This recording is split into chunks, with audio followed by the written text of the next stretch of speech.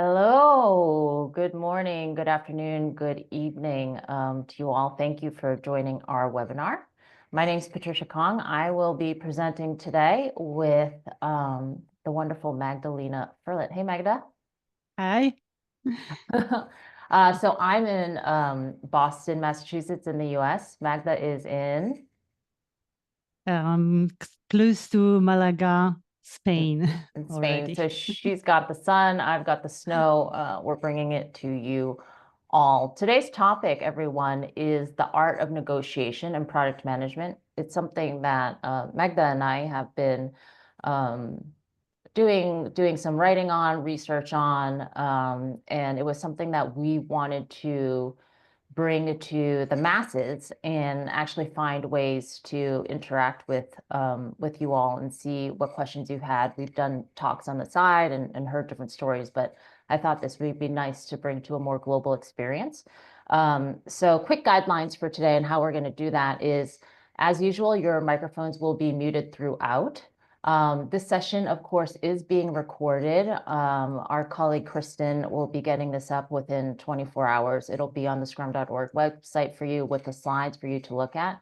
And of course, please ask questions. I mentioned this on LinkedIn. I'm really looking forward to hearing some of the scenarios that you all face. I'm sure there's some common ones that we can talk through, but put those in the Q&A, and we will ask you to participate in the chat a little bit because, of course, Magda and I have some exercises for you at the end.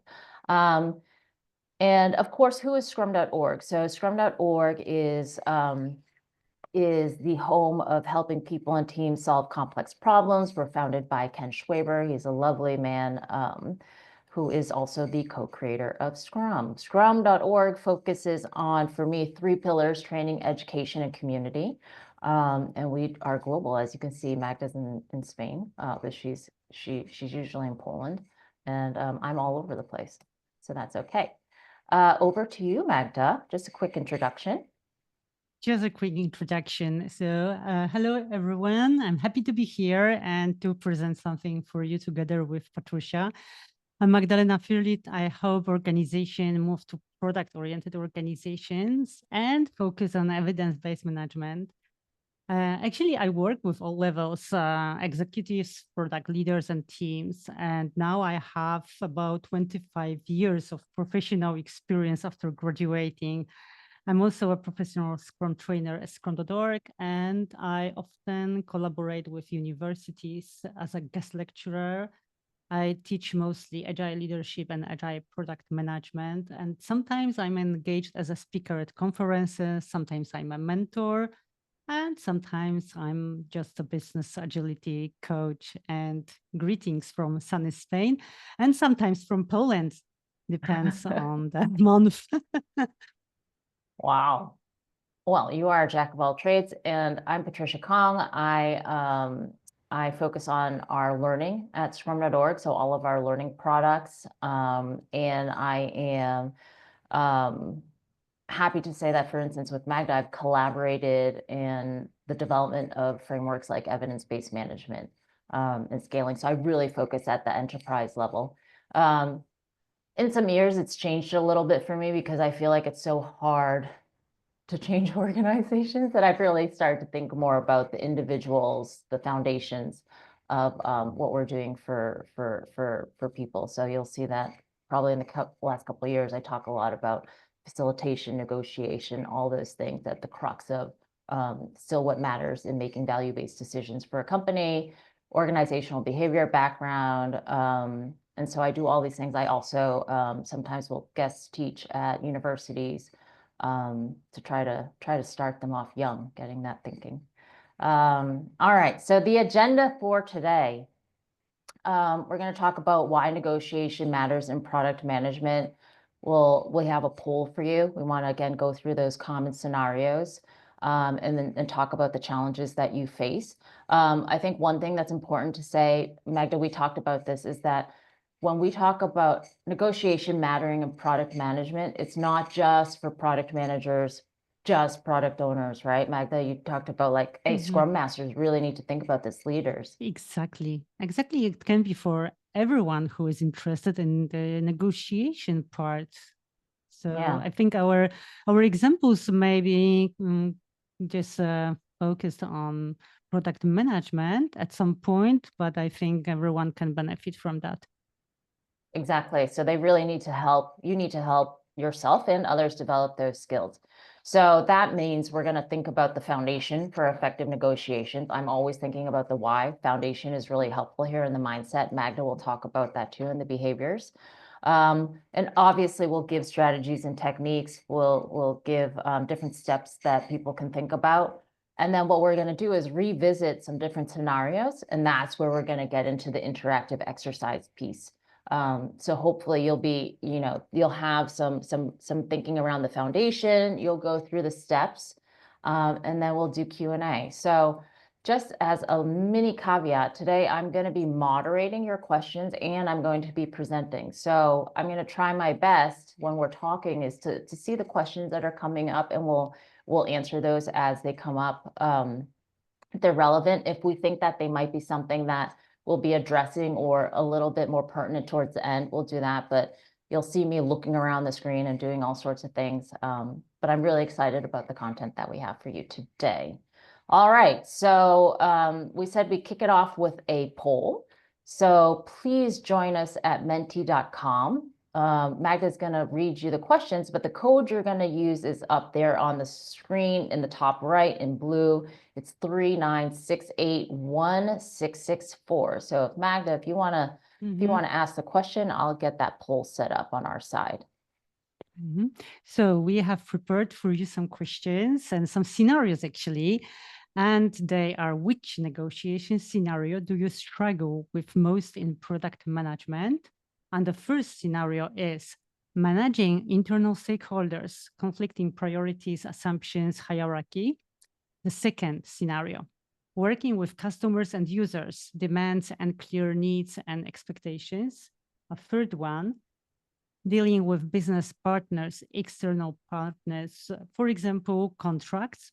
And the fourth one, aligning with other teams and team members, dependencies, personalities, priorities, dealing with change. All right. And we are curious. We are curious. And which of course, which most scenario do you struggle most? Yeah, please vote.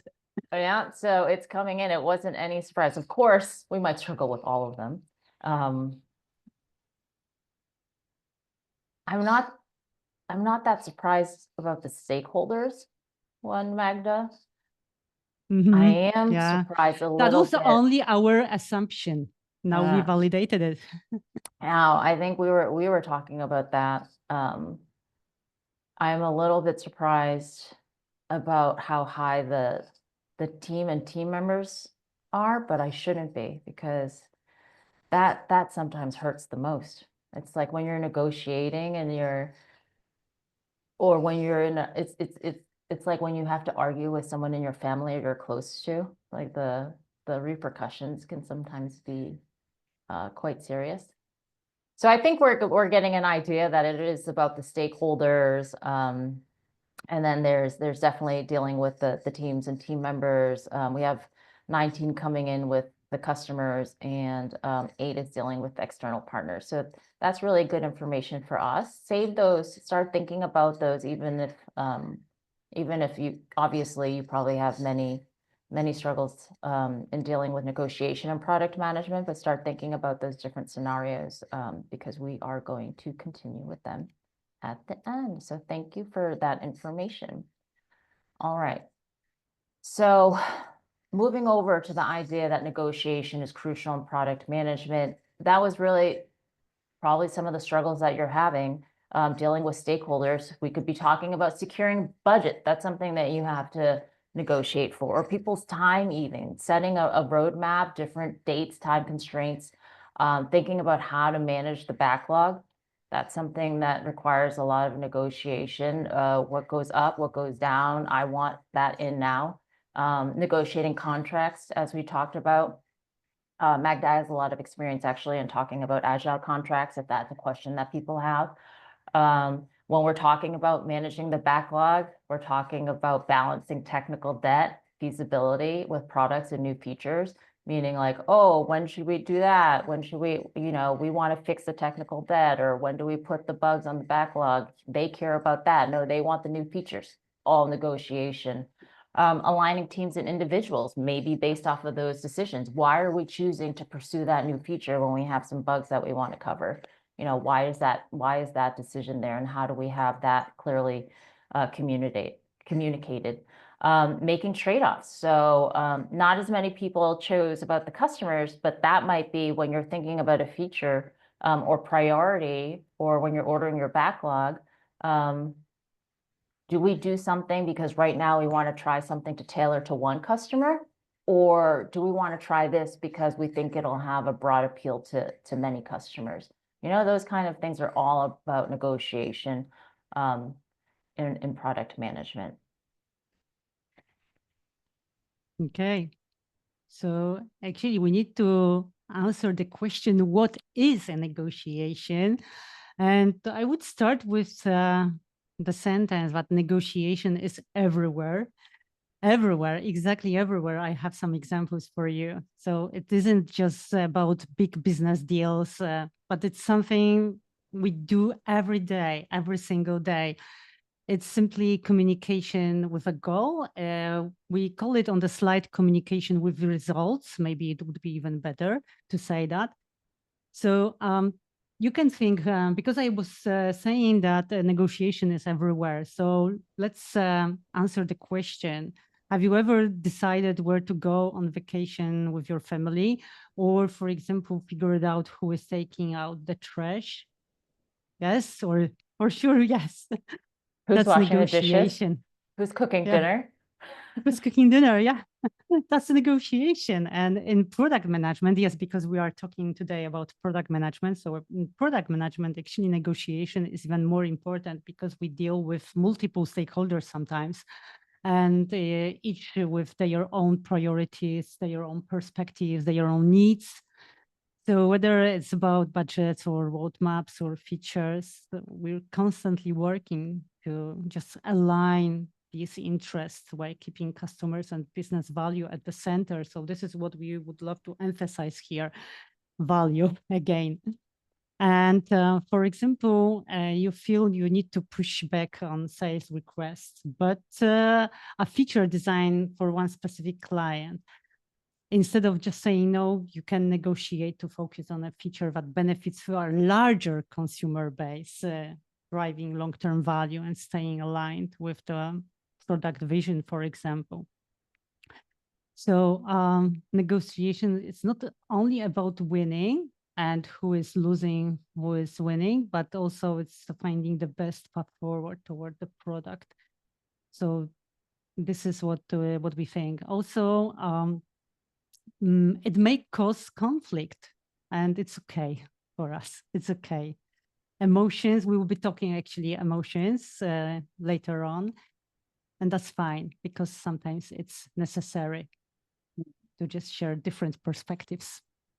And I think that that's really, really important, because people might think of conflict as a bad thing, but conflict is important in terms of having diverse opinions, having diverse thoughts. If we're going to do anything that's related to change management, naturally that causes a conflict. That's okay. How do we negotiate our way through it? So when we talk about conflict, that's important, I think, to give a little foundation about that, and you'll see why in the next slide. But some of you may be familiar with this type of model, or this model directly, which is Kilman's conflict resolution model. And you see there's 4 quadrants and a square in the middle. So on the top left, competing; top right, collaborating; bottom, accommodating; bottom left, avoiding. And on the left axis, we think about this in 2 dimensions. The left axis is really about how assertive you're being and how unassertive you're being. And on the bottom axis, it's really thinking about how cooperative do you want to be, or are you being, and how uncooperative, how resolute you are in terms. So I'm going to talk about these these 5 conflict handling styles, because there are within those 5 squares. So when the first one on the top left is competing. There's some behaviors italicized there, which is the notion of forcing. The notion of competing, this is why this conflict resolution model is so strong in my mind. I immediately wanted to put it in this webinar is because when I first took conflict negotiation in terms of schooling and at business school and was put in exercises like this, I always came in thinking that negotiation was a competition and that I have to win and get the most out of the pie. And competing means that. It means you're highly assertive, you're not being cooperative, and it's a power-based approach. So you're trying to pursue what you want at the expense of other people. And so this is, if you're not thinking about what you're doing, you might come into that, but there's a place for this. And this might be used when you're in an urgent situation where you need a quick and decisive decision. So that's to say that where I'm saying I thought that negotiation was always competing, that's a bad thing or a negative thing. But what I'm saying is that there actually is a time and place where you might want to be in this type of conflict handling style. And that might be, and there's a question that came in from Jorge, how do you know when time constraints, when you don't even know them? You don't know them. But if you are in a situation where there's some sort of urgent situation, you can't do it, you might just say, hey, let's throw down a date. We throw down a date 3 months from now and see where we are to get there. And so that's just somebody coming in and saying, here's the date. We're gonna work towards that, and this is it. So that's a style. Moving over to the right, collaboration. So this is usually what we're looking for in terms of long-term solutions. This is the win-win solution where you're thinking about all parties' concerns. Magda's going to talk a little bit later about when win-win doesn't always make sense, but it's based off of this. So this is collaboration is requiring open communication. You're thinking about creative problem solving, and this might mean, hey, we're going to merge our strategies. So 2 leaders or 2 departments heads, 2 managers, they're going to merge their strategies and try to solve something by taking on one strategy together, right? So having the same goals, like Magda was saying. Accommodating, which is also compromising, that's being compromising in the middle, moderate in your assertiveness, but also in your cooperation. This is when you're looking for that middle ground. So you're saying, oh, I don't love this, but let's cooperate here. Let's compromise here. And this is something you use when your time is limited, right? You say, here's 100, I take 50, you take 50. Oh, we're short on people, you take 1, I take 1, right? It's that kind of idea. I take 1 kid to the soccer practice, I take the other kid to music practice. So you're not arguing, you're just trying to distribute whatever you have at that moment. Lower left-hand corner is avoiding. And so that's pretty self-explanatory. You are avoiding the conflict, you're not addressing it. And so this you might use when an issue is minor or you need more information. But this might also be just in real life, in your personal lives, you might avoid something because you don't want it to get into a heated debate. There might be a topic that is not right for you to discuss right now, or you don't want to get into a big escalation. That might be something with avoiding.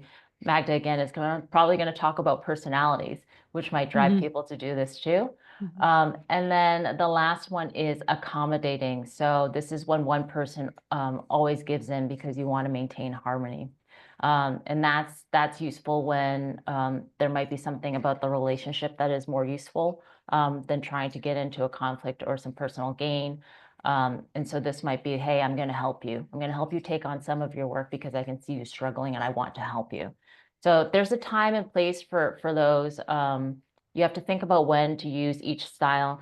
Have this at the foundation as something in your foundational mindset that you can think about. How do you want to approach this situation? What I want to reiterate is that nothing is bad here. We always think win-win, but actually there's a time and a place for each one of these when we think about negotiation. So take a look at that. That's Kilman's conflict resolution strategies. And of course, that's something that we want to bring into our negotiation. So let's talk about the stages of negotiation. stages of negotiation, you Google it, you're going to find 4 to 6 to 8 to 20 steps. But in some form, you should think about preparation, your planning, the negotiation, right? It's like a life cycle, like a product life cycle. Closing the negotiation. People forget this part. They always say, I got to prepare, I got to negotiate. And then they don't close it. They got to close it. You have to confirm it and then learn from that. Magda is big on thinking about preparation. Yeah. The data, coming in with the information, thinking about your goals, understanding, what everybody's interests are. That is super, super important. So prepare when you're thinking about this in the same way you would approach a salary negotiation. I think planning can actually be more important than preparation, because you can come with you spend so much time trying to get all this data and all this information, bring the points that matter, but think about your planning. And so one of the things I'd bring up here is the notion that people have positions versus interests. Really important here to think about, why is that person thinking about what they want? What is their interest? Because that is going to be something that sticks, whereas you can negotiate position. You can negotiate your own position. Understand that in a negotiation, there's a giving, and if you're going to be able to give something, what would you give in order to receive something? That's when you start to think about planning. It's the negotiation almost that you have to do with yourself, and what's appropriate for your teams. Setting boundaries, thinking about where you're flexible. When you're negotiating and bargaining, thinking about the solutions with the other party. And of course, like I said, close it, confirm it, make sure we understand, and then learn from it. Closing, again, is important. It can be, when things aren't closed and facilitated properly, it's the problem that you'll see, like when you go, oh, we decided this in sprint planning, and then when we get to do the work, we start arguing again. That's when, hey, something hasn't been understood. We didn't close and confirm it well. So that being said, remember, your context is everything. There's no silver bullet. When you use anything to facilitate types of negotiation, think about the context that they're being used, but think about the mindset that we just discussed, the planning steps that you need to take. And remember that a technique that you're going to use, you won't always get the same result.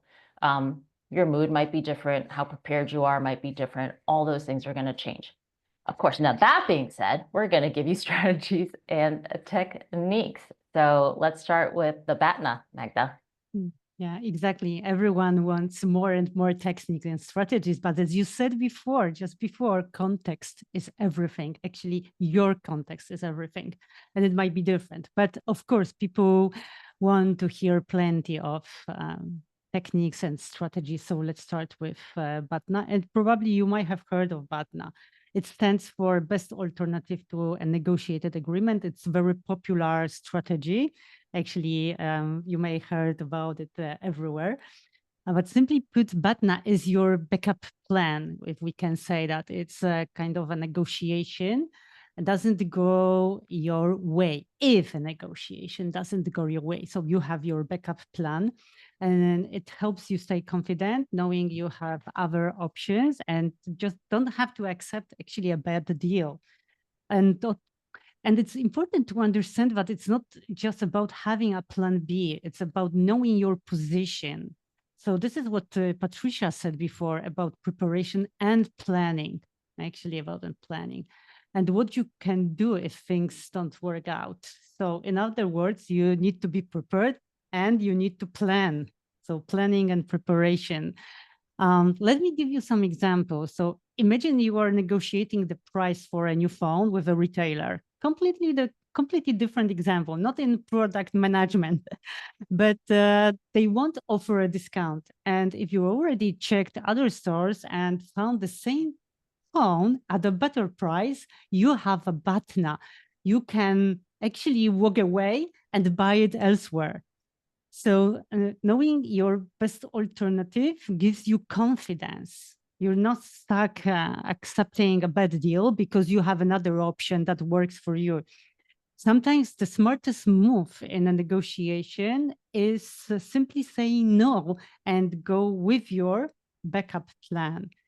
And maybe another example that would be more in product management. So as a product owner, you're talking with the sales team. Let's imagine the situation. And they want to add a specific feature to close the deal with one client. But this feature doesn't fit the roadmap or long-term strategy. So instead of saying yes, your Batna could be focusing on a broader feature that helps more customers than only one. So you can also work with sales to, for example, highlight the value of what the product already offers. And this is finding kind of solution that supports long-term goals and your best alternative. So think about your best alternatives, not only a plan B. And now, Patricia, I will be talking about maintaining self-awareness. Yep. Exactly. Yeah. So this is the part I am going to focus a little bit more because this is actually a kind of the most important strategy you may have, being self-aware. And this is very often underestimated. So we have three key ingredients, I would say, emotions, active listening, and behaviors. And for us, they are so important. Also, I will bring some science into that. So not only this is my and Patricia notion or our assumption, but also it's science is behind it. So before you can influence others in negotiations, you need to understand yourself first. So that's why it's so important for us, because it helps you recognize how your emotions, listening skills, behavior impact the conversation. And think about this. Have you ever been in a conversation where emotion took over and you reacted without really thinking? Or maybe you were so busy planning what to say next, but you completely missed something important. So it happens to all of us. It's normal, it's natural. But in a negotiation, these moments can decide whether things go your way or not. So that's why we're focusing on three key areas, because we believe they can help you stay in control and just get better results. So emotions now. Now I will be talking about emotions. So when it comes to emotions, we're talking about them because we're humans. We are emotional and sometimes even irrational beings, and definitely not robots. Science, Nobel Prize winner Daniel Kahneman showed that our emotions are often irrational, influenced by biases and emotions. And in negotiation, that means that emotion can work for or against you. And we all have biases. Biases, for example, like anchoring or confirmation bias, they can influence our decisions. And these are unconscious biases. We are not aware of them sometimes, but they can shape the way we think and make decisions, sometimes without even realizing it. So in negotiation, biases can lead us to make assumptions. We can ignore important information or stick to a position that isn't actually the best option for us. So for example, confirmation bias makes us focus only on information that supports what we already believe, while anchoring bias makes us fixate on the first number or idea we hear. So the key is to be aware of them. That would be our actually tip. Take a step back, ask questions, and stay open to different perspectives. So the more you are aware of biases, the more you recognize biases, so the better you can conduct negotiations with a clear mind. And what you can also do to neutralize negative emotions is labeling. For example, oh, it sounds like. So you are talking to someone and you are saying, oh, it sounds like you are nervous, or it sounds like a good deal or a bad deal, etc. Yeah? Another tip would be create safe atmosphere, strive for trust, and be prepared for negative emotions and name what you may hear. So as I gave you the example, it sounds like you are nervous. So you are naming those negative emotions. That's important. You are uncovering it at some point. If I could Sure. interject there too, Magda, the reverse is true. Is obviously this requires a lot of different stuff, but the ability to say, I feel nervous, I feel like, is another way to open that sort of conversation to have safe space. Like, Yeah. Or I feel uncomfortable, for example. Yeah. Yeah. So remember, negotiation is never linear, like from point A to point B. Context is everything. Like Patricia said before, context is everything, your context. So at some point saying, it sounds like you are nervous or I am nervous might work or might not work. So you need to assess yourself. Yeah.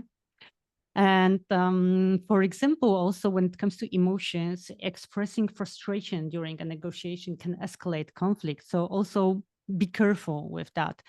So what you can do instead is to use emotions to build trust. So be confident, use a calm tone, and mirror the other person's behavior to show empathy.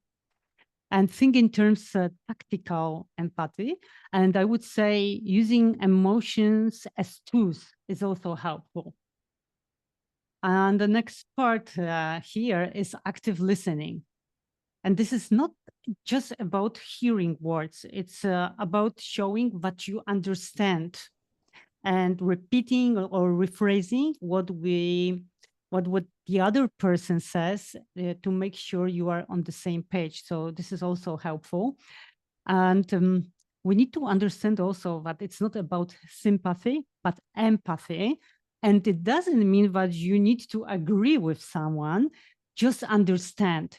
This is just paying attention, just asking questions and gather information. So, for example, your stakeholder may say, I'm worried this feature won't meet customer expectations. And instead of jumping to conclusions, you can respond, it sounds like customer satisfaction is your top priority. And let's figure it out how we can make this work. That would be something that you can do instead. Behavior. So this is also, I'm actually passionate about all those topics here we are discussing with Patricia. So that's why I'm spending a little bit more time on this slide. But I would love to emphasize your behavior, your tone, your demeanor, your confidence, your body language. All this is like the set the mood in a negotiation. So tips from our side would be say calm, confident, and open. People respond better to someone who seems in control, but you need to be approachable. Also mirroring, this is the technique strategy in your behavior, and it means repeating keywords or phrases, and it helps build trust, and actually it's scientifically proven. So let me give you an example. If someone says, this timeline feels tight, you can simply respond with tight timeline, like repeating like the partial phrase of the previous person what is saying. So encourage people to elaborate more when you just repeat, but it should be natural. Patricia, you wanted to add something? Yeah, so this reminded me because Kathy Morrison brought up the book, which I recommended to you recently, Magda, which is Never Split the Difference. Never Split the Difference, yeah. By Chris Voss. And an extension of mirroring is labeling. And so it's sometimes when someone's mirroring is repeating back and saying that. Labeling is framing the situation. So an example would be, someone seems you're talking to a stakeholder and they have like lots of ideas, and you go, it sounds like you have some ideas about what this could look like. And so they go, oh, she listened to me and I do have ideas. That's exactly what this is. I'm just running my mouth, but I have ideas. And so you you're extending that conversation. It's getting them to come out a little bit and think about that situation. So that's another one in terms of really related to active listening and behaviors, labeling. Yeah, Thanks. labeling, mirroring, and that's really important. And we are showing our empathy actually, and our active listening, that it's connected.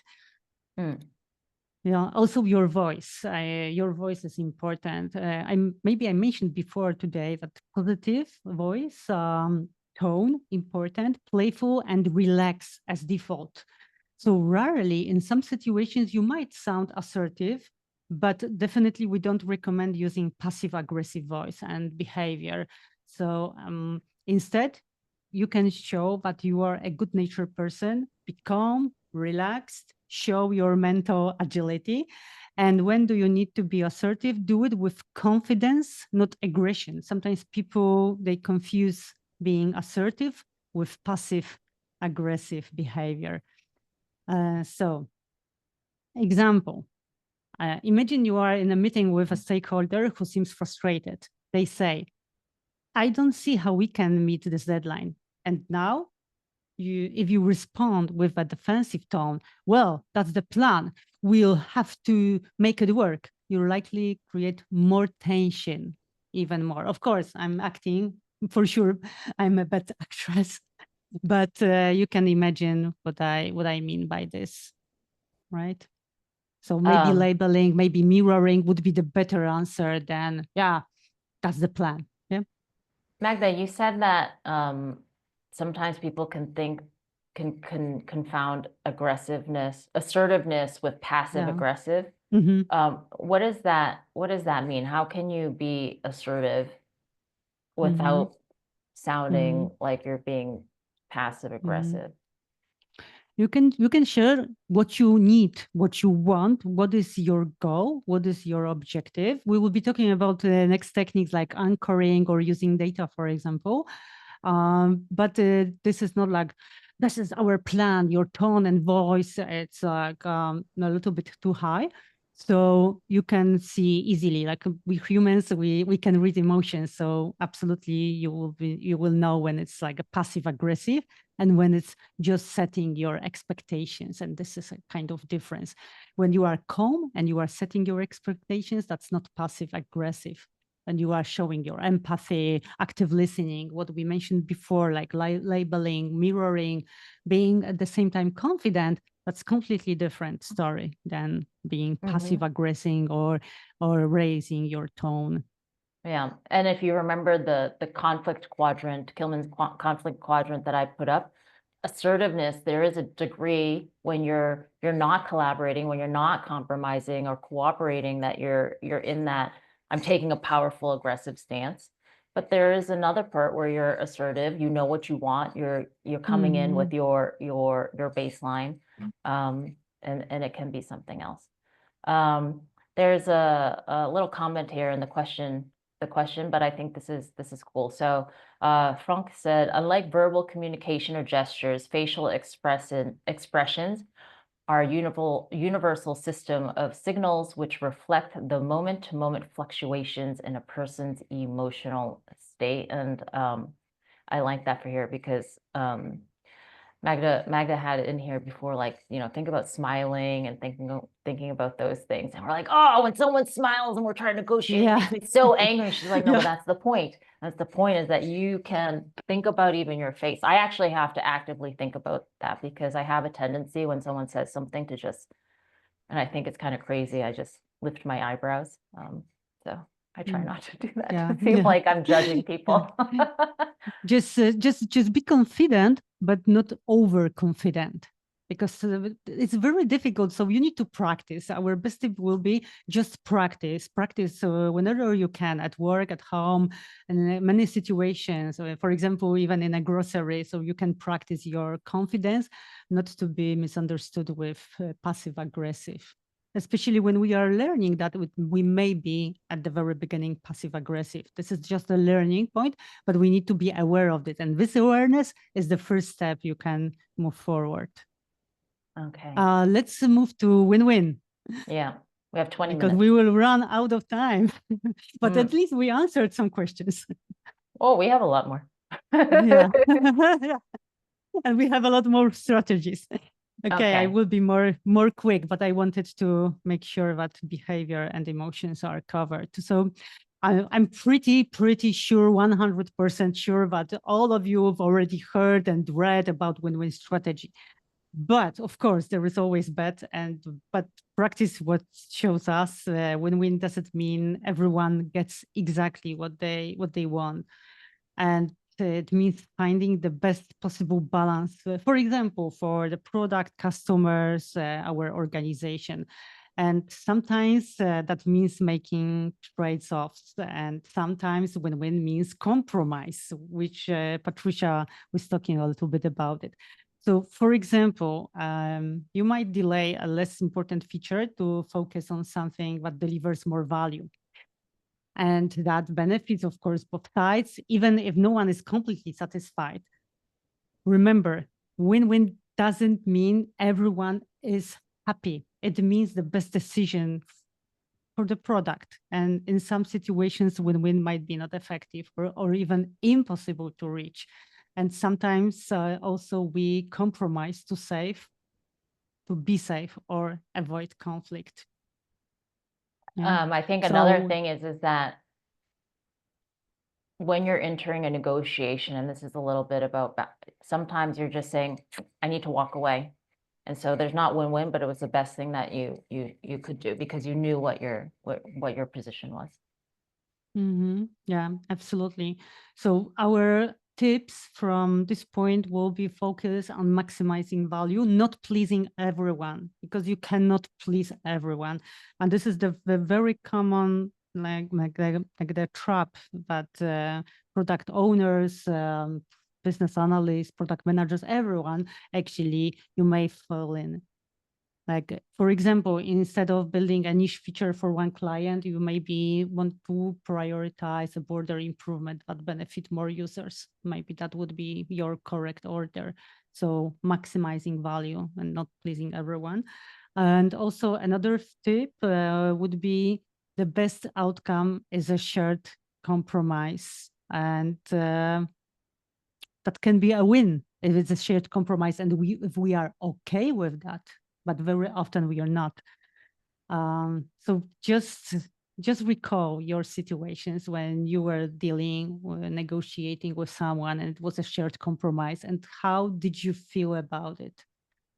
And also be transparent about trade-offs. So if you are making a trade-off, be transparent about it. So make sure everyone understands also why certain decisions were made, even if they don't love them, especially for the teams. They don't love sometimes changes, they don't love sometimes your decisions, but we need to be transparent about it. Yeah, and we need to just remember that a good negotiation isn't about making everyone happy. It's about making the best decision for the product. Mm. That's it. What I All right. wanted to say about it. Okay. About How this and what? topic. Yeah. Open-ended Yeah. questions. How Yep. and what? And also it's kind of connected with behavior a little bit, connected with emotions, with everything, actually, what is said. And sometimes also people underestimate open-ended calibrated questions like we have here, how and what, especially those two. So asking the right questions can completely change the tone of a negotiation. And instead of asking yes, no, or why questions that put people on the defensive, use how and what questions to encourage conversations and problem solving. Especially, we would recommend you how questions. I will give examples, of course. Also, what is really interesting, asking how or what questions might uncover motivations of the other person. So examples, of course, examples. Instead of asking, can we move this feature up? You can try, what would it take to order this feature? And that would be completely different. Well, answer, not yes or no answer. That would be more elaboration about it. Or another example with how this time. Instead of asking, why can't we add this feature? You can try, how can we adjust product backlog items order to make room for it? Or another example, for example, instead of asking, will this budget work? You can try, how can we adjust this to meet our goals? So this type of questions make the conversation feel like a shared challenge instead of a disagreement. And they also make the person feel heard and involved in the decision-making process. So you are showing your empathy, understanding in that way. So consider using how more often. You can make in that way your negotiations actually more productive, I think, and shift the focus from obstacles to solutions. Because we are asking how, what we can do about that, etc. And knowing your position. So yeah, exactly. Yeah. So Someone brought up anchoring also, so this is good. Yeah. Anchoring, yeah, absolutely. Yeah, someone was asking, and yes, we are prepared with that. Of course, we couldn't cover everything in this presentation, but in our belief that this is one of the most important part here. So starting by anchoring, that would be something that we can recommend too. And what is anchoring? For those people who maybe never heard about it, it is about putting the first number, idea, or proposal on the table and set the tone of the negotiation. And why is that? Because the first offer becomes a reference point for the rest of the discussion, even if they are changes later. So by anchoring, you shape expectations and guide the conversation. For example, if you are negotiating a budget, don't ask, what budget can we work with? However, in the previous slide, we were saying that start questions with what, but of course, context everything. Instead of this question, what budget can we work with? You can say, to reach these goals, we estimate needing, for example, 200,000. And that number now becomes your starting point. Even if they push back and they can say, that's too high, what could we do with 150,000? But you are still in a much better position than if they had set the number first. Yeah, so you this are is setting. really this is really important to set context. So anchoring is really giving, coming prepared with that information. This is based off of what we know, this data, it would need this much amount of money. That context is important because if you just throw out numbers arbitrarily, in sales, that can hurt you. So you don't usually want to be the first person to throw out the number when they say, what can you afford? Or, what's your salary or something, but you give that context because it automatically frames the conversation in a different way. If you're in sales, you want to make sure that the person buying from you can afford it. So you're going to say, hey, yeah, you should be expecting it to be this much money. So anchoring is important to move and to set progress from your stance. Yeah, and what we can do, Patricia, we can encourage actually those people who've never tried anchoring, just try it and let's see how it works. you can try it with your family first. Try exactly. Though I was saying what I wanted to say about try with your safe environment somewhere that you can just practice and you have your playground. And why this works also, I wanted to share quickly why it works. It works because people naturally anchor to the first piece of information they hear, and this is like from science perspective. And another thing, of course, your anchor has to be realistic. If you throw out a number that's too extreme, you will lose credibility. So what you can do, you can use data, past results, or comparisons to support your proposal. And also, I wanted to say last thing about anchoring, but anchoring isn't just about money. It applies to actually to everything, timelines, for example, features, or even partnership terms. So you can also use this. And silence. Now let's move to silence. Next slide. Yeah, exactly. Thank you. So This is one of the most powerful tools in negotiations. All of them actually are powerful, so you need to just practice all of them. Let's do it quickly.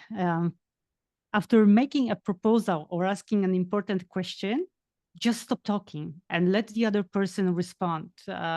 It might feel awkward at the very beginning for you, but that pause creates space for them to think, and often they'll end up giving you valuable information or even making concessions. So, for example, imagine you are discussing a timeline with a stakeholder, and you can say, our team estimates we may deliver this feature in 4 months. How does that work for you? And then instead of rushing then to explain or justify, just wait. And that silence gives them time to process a reply.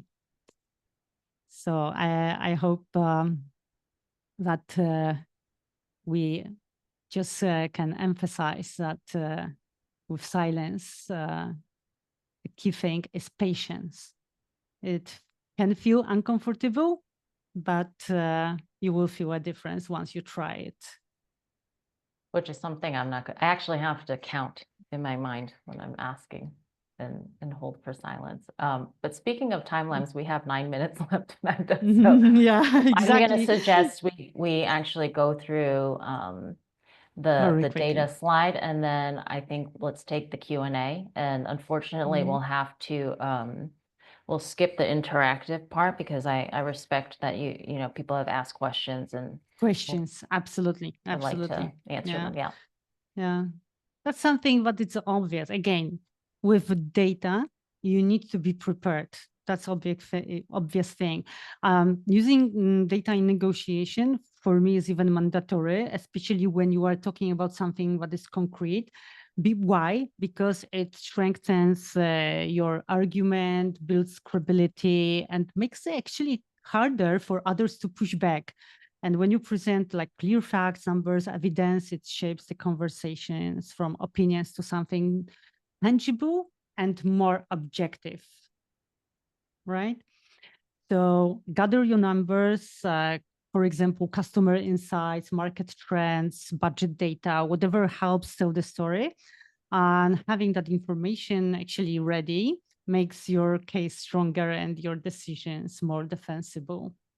Yeah, be informed, right? Because there's nothing when someone says, ba, ba, ba, ba, ba, ba, and you said, what's making you say that? Well, it's just a feeling, you know. You do that a few times and you leave credibility. The team says we have to, you know. And the last sentence about this slide, Patricia, from my side will be to our listeners, if you want to get really good at this, at numbers, we highly recommend becoming familiar with the evidence-based management framework. Yeah. That would be our Magda. that would be our recommendation. But it's working, Patricia. This is a recommendation, but because it's working. It's working. It's helping frame conversation. Yes. Yeah. Thank you. So we're going to skip these scenarios, but just to make it transparent, is that we were going to go back through those, but maybe you can try these on your own, right? So people were the major amount, most people selected managing internal stakeholders. Here are the common issues we see. The question that we would have asked you to go through and think about some of the strategies that we talked about is how do you manage stakeholder expectations with different priorities? What could you try?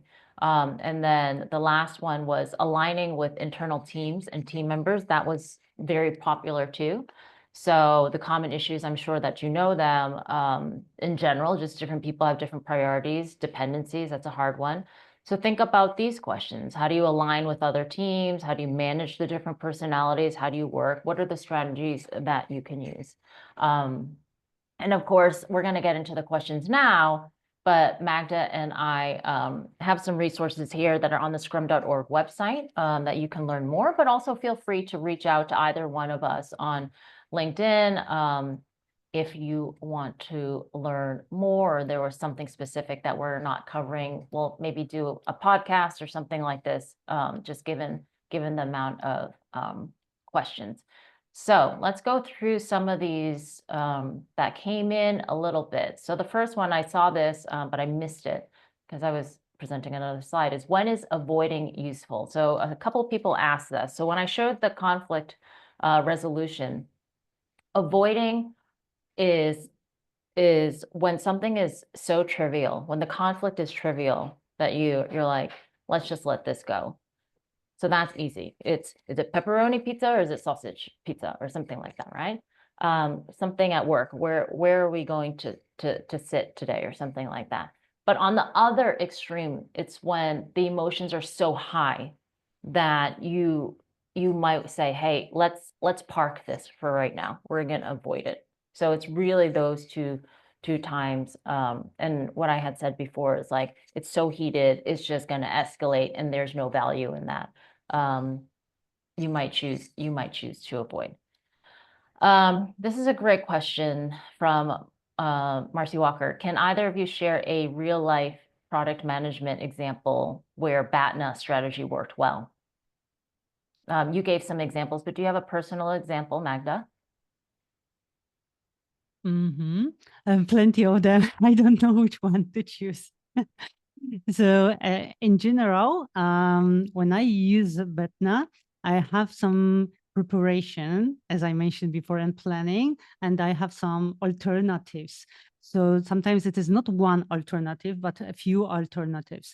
And when you, for example, negotiate a budget or a roadmap, or even if you are creating a strategy, you will be product strategy. You may deal with some different opinions, and so be open to it and propose something else that is also satisfying for you and gives you some benefits. Of course, your product in mind. This is what I mean, but satisfaction satisfies your customers and your organization. So you have your list prepared with alternatives. So if stakeholders, they want to move into another direction, you can be prepared with your best alternatives and say, for example, for example, customers, they say, or our organizations just examine many customers, and we see that this is actually a little bit different direction than you proposed. So you can be prepared with those alternatives. Regardless of what is the topic, as I mentioned before, is it a roadmap or budget or a strategy? So a few options that might work. Yes, Yeah. and I saw it many times working. Actually, this works. Batna works better than win-win, in my opinion. But this is just my personal opinion. Yeah. As we mentioned. I think it's about preparation then when you're talking about Batna. So it's I mean, I can think of when releasing a product.